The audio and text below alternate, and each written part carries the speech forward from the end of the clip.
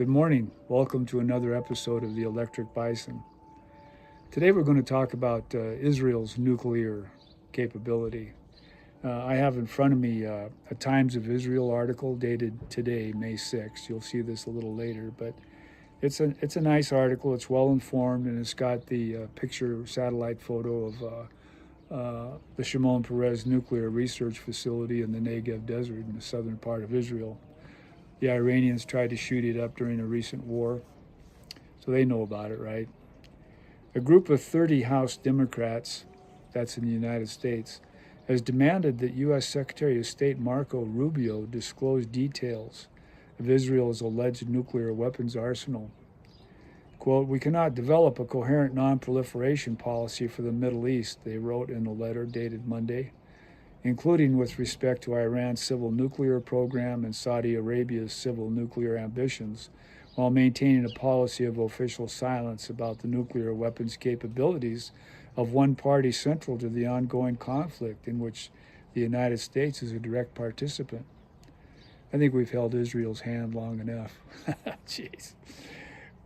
We ask that you hold Israel to the same standard of transparency that the United States expects from any other country that may be pursuing or retaining nuclear weapons capability, said the group led by Texas Congressman Joaquin Castro. Israel does not confirm or deny having atomic weapons, maintaining a policy of official ambiguity on the issue, as both Democratic and Republican American presidents have also done over the decades. Monday's letter is expected to be ignored. They must know something we don't know. Big surprise, huh? The Democratic representatives argued in the letter that Congress, quote, has a constitutional responsibility to be fully informed about the nuclear balance in the Middle East, the risk of escalation by any party to this conflict, and the administration's planning and contingencies for such scenarios. We do not believe we have received that information, say the 30 congressmen, end of quote. They asked for details on Israeli warheads and launchers, enrichment capabilities, and what the U.S. has been told about Israeli doctrine and red lines, as well as what is produced at the Dimona nuclear reactor. The facility at Dimona, a southern city targeted by Iran in the recent war, is said to be the home of Israel's alleged nuclear weapons program. The United States openly acknowledges the nuclear weapons programs of the United Kingdom, France, India, Pakistan, Russia, China, and North Korea, they wrote.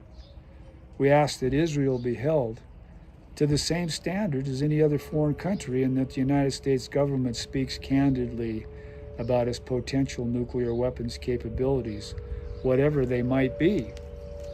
Seems fair to me. So what we got here is everybody kind of do-si-doing around the Israelis, and the Israelis thinking they're smarter than the rest of us.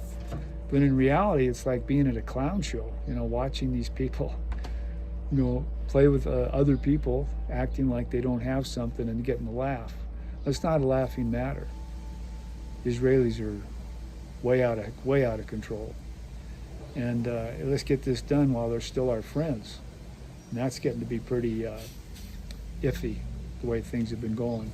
The first time there's other ways to find out about this. You can do your own research, but the first time I got a real good dose was when I was reading Danny Sheehan, the attorney that graduated from Harvard, his book Public Advocate.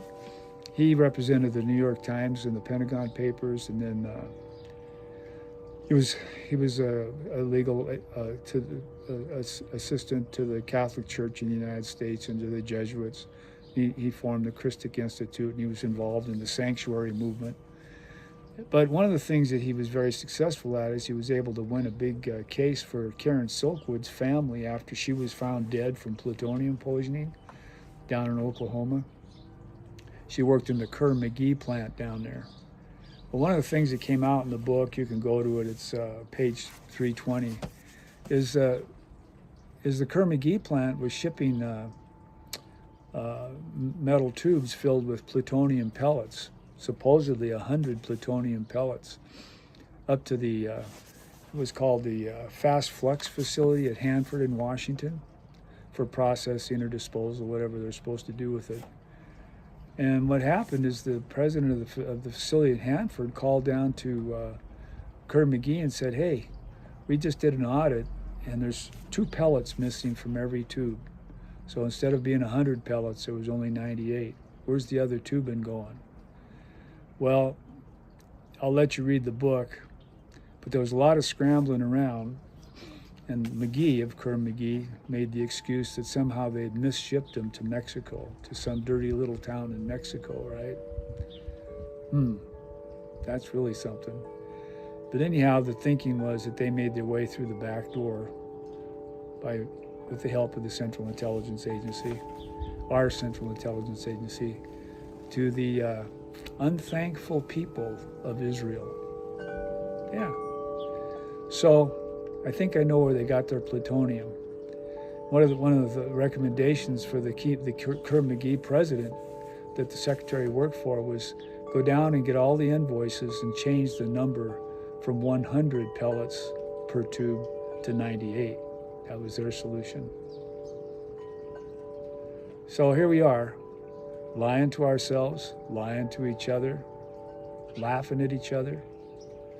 You can't build anything solid on that. You just can't. So hats off to Representative Castro from Texas and to the 29 congressmen that are stepping up and representing our country instead of some other country. Thanks.